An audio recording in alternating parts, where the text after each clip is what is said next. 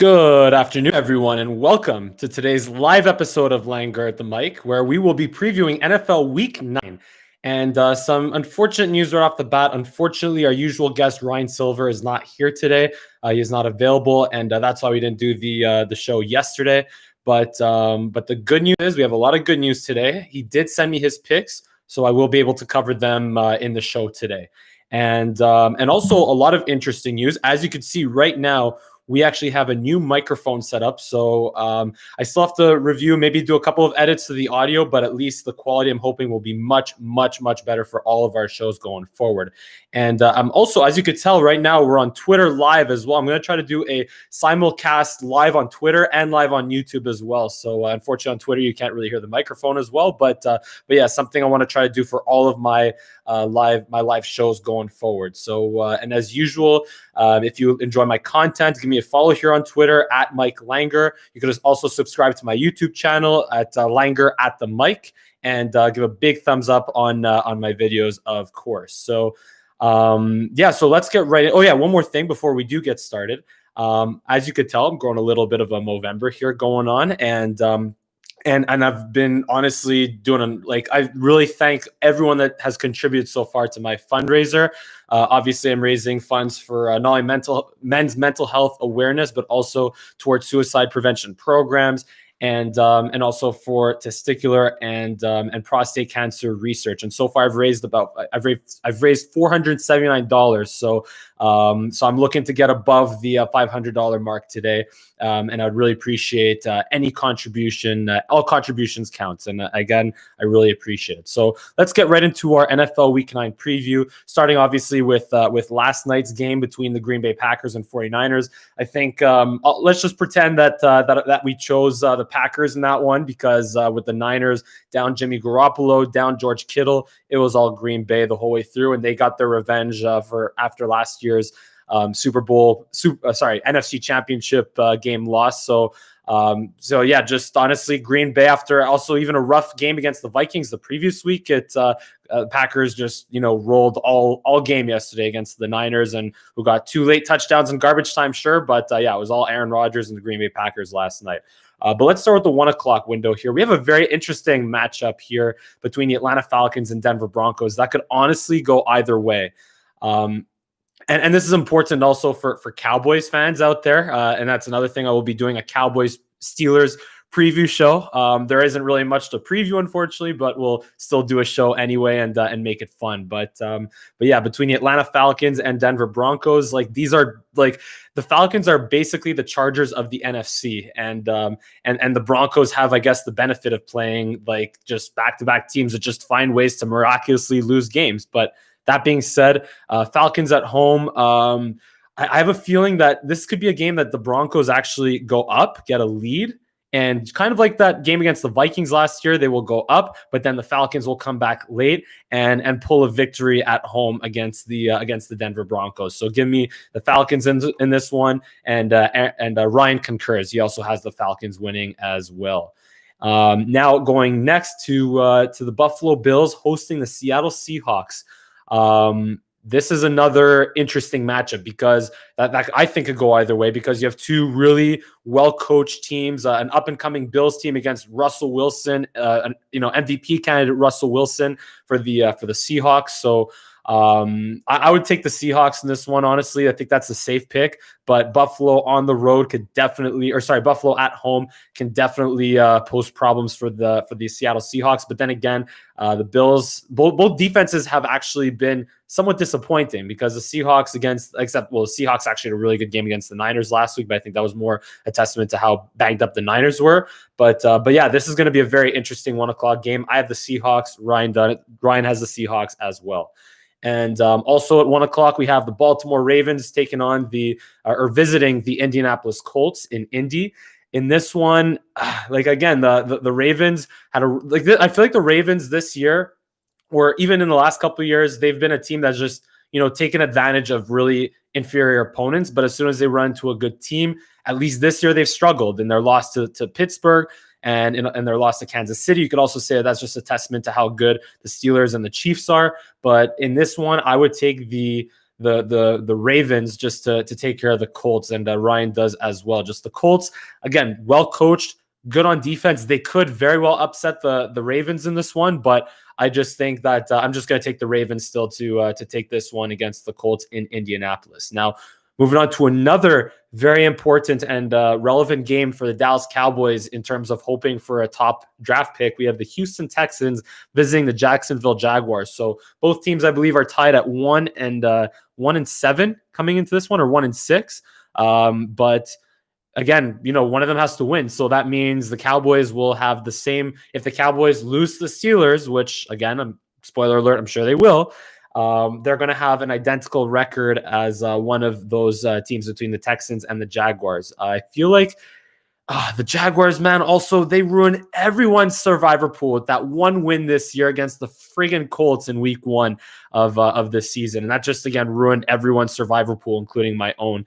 And they haven't won since. So I think that, again, they could win this one. They're both, between the Jaguars and Texans, both bottom feeders in the AFC South. But give me the Texans in this one. Give me the Houston Texans just because of Deshaun. And just the Texans honestly have been cursed with like one of the most difficult schedules in the NFL to start the season. And this is a game that they should pull in front and win. So give me the Texans at Jacksonville. Ryan has the Texans as well. And again, this one's a pretty easy one to pick. We have the Chiefs hosting the Carolina Panthers. Now, don't disregard the Panthers, however, because they're capable of putting up points. They're capable of moving the ball, and they're a very well coached team in Matt Rule. And also, big headline in this one is that Christian McCaffrey is coming back. So obviously, that could likely be a huge boost to the Panthers. But then again, the Panthers did win without McCaffrey, and obviously for your fantasy teams out there, including mine. But yeah, just, it's the Chiefs, and the Chiefs are just going to take care of business at home because just they're the Chiefs, and they're going to, they're going to win a lot of games this year, and they're going to, again, not much explaining to be done in that one. So give me the Chiefs against the Panthers. Now, this one is an interesting one between the Minnesota Vikings and the Detroit Lions in Minnesota. Now, here's the thing. I traded for Matt Stafford in fantasy. I hate talking about fantasy, but just I feel the need to do so. This is my first year playing fantasy football and watching football for like 15 years now. But the point is, I traded for Stafford because obviously Dak went down, and again, horrific injury to Dak and that itself is more important than my stupid fantasy team. But then I traded for Matt Stafford, and now Matt Stafford is on the COVID-19 list. I heard from somewhere that he's for sure not going to play, but I haven't seen that official yet. So I honestly, this one's a really tough one to pick. Let's just put it this way. If Stafford plays, give me the Lions in this one. If Stafford plays, if he doesn't, I take the Vikings. So Ryan takes the Vikings regardless. And I think that it's going to come down to I would say more likely the Vikings, but if Stafford happens to play, then give me the Lions. The Lions have actually been not bad. I mean, they had a bad loss against the Colts, but they did have that impressive. They can somehow win games on the road, but just not at home. So so I'll depend on Stafford for me. If he plays, give me the Lions in this one. Now moving on to Tennessee, we got the Titans hosting the Bears. This one's an interesting one as well because the Bears have beaten the Bucks. The Bears have beaten the Falcons in a just miraculous comeback fashion. Same thing at the Lions. The Bears have won really weird games this year, and they're somehow like 5-2, or like they somehow have a winning record and just they can challenge the Packers for the NFC North right now. So and the Titans also had an I guess you could say an uncharacteristic loss to the Bengals last week. But I just feel like they're not going to win. They're not going to lose 3 in a row. The Titans won't lose 3 in a row. So give me the Titans against Chicago, and Ryan concurs with that. Now, an NFC East matchup here in Washington between the Washington football team and the New York Giants. This is a big one for the Cowboys draft stock as well. As Cowboys fans have got to be cheering for the New York Giants in this one big time, because the football team has the tiebreaker right now on the Cowboys and the same record. But again, the tiebreaker, Ryan has the football team, but you know what? I think that the Giants, after coming within 2 points of tying it up against the Bucks on Monday Night Football, and with a chance to potentially and they were winning for most of that game. They were leading for most of that game. So I say the Giants actually can pull the upset in this one against the football team. So that's what I'm going to go with. I'm going to go with the Giants in this one. Ryan has the football team, by the way. And also, if I didn't mention it, Ryan chose the Titans. And Ryan also chose, let's go to the previous week, he chose the Vikings and Chiefs, of course. So, just wanted to make sure I got Ryan's picks in there. Now, Las Vegas Raiders at LA Chargers, two teams that have relocated, or two teams with new stadiums in this year. So Justin Herbert versus Derek Carr. And also the Raiders just got fined for their stupidity of not following COVID-19 protocols all year. Just that's evidenced by the way John Gruden has been wearing masks all season. But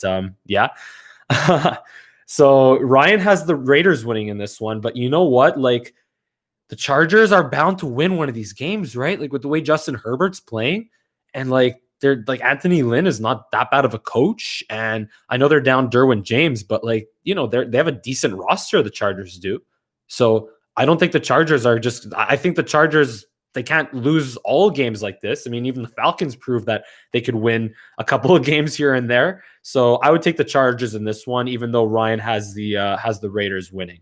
So that's my pick there. Let's go to 425, where before we get to the Cowboys game, we have the Dolphins at the Cardinals. Man, okay. Early on this year, let me just say this very clearly to everyone watching right now. Early in the season, who would have thought that the Arizona Cardinals versus Miami Dolphins game would potentially be more intriguing than this Cowboys-Steelers matchup? Because the Cowboys-Steelers, obviously, every time we always look forward to when the Cowboys play the Steelers, the two biggest NFL fan bases in the league, the two biggest fan bases, and also the two teams that travel the most. So, if it isn't a COVID-19 world, then these two teams would have opposing fans in each other's stadiums, of course. Oh, I think I lost my Twitter feed there. I'll keep going, but just give me 2 seconds here. I'm going to see if I can go back live on Twitter. We're still good on YouTube. But sorry about that. Okay, so we're back live on Twitter. But in this one, give me the So my message to you is watch the Cardinals game. Oh, we're live on Twitter, but going the wrong way. Okay, now we're good. Okay, perfect. So my message to you in this one is make sure, just if you're a casual NFL fan, please watch the Cardinals Dolphins over the Cowboys Steelers game, please. But still, people are going to watch the Cowboys-Steelers game because the Cowboys are America's team, because 17 million people watch Ben DiNucci and the 2-5 Cowboys, now 2-6 Cowboys on Sunday Night Football this past week. The most watched Sunday Night Football game since the Saints-Packers game earlier this year. So, so this Cardinals-Dolphins game is going to be very, very interesting. Kyler Murray versus Tua. Tua didn't have to do anything last week because the defense just took care of everything. I did a highlight pack on that in one of my editing projects. But I think that Ryan has the Dolphins here, and I'm tempted to go against them. But you know what? I think I'm going to cheer. I'm going to pick his Miami Dolphins in this one, and I'll be on his side. So look for Tua. Tua can't have under 100 yards passing to beat the Cardinals. Simple. The Dolphins defense has to still play up to a high level. And Kyler Murray just can't, the Dolphins can't let Kyler Murray take over the game, but I think that could happen. So give me the Dolphins in this one over the Arizona Cardinals. And obviously Cowboys and Steelers, I'm going to cover that in a later video, but I think we know the answer to that one. Just give me Steelers, and the Cowboys' best hopes right now is to just, get moral victories within a loss at home to the Pittsburgh Steelers. And again, it just sucks because it's usually such a fun matchup when the Cowboys play the Steelers. So it would have been nice to see that, but unfortunately, just with Garrett Gilbert or Cooper Rush starting for the Cowboys, that's going to be announced tomorrow. We still don't know for sure right now on Friday before the game, so the Cowboys are going to announce it tomorrow. But it sucks that it's not going to be as exciting of a matchup, or at least it should not be as exciting of a matchup as it typically is.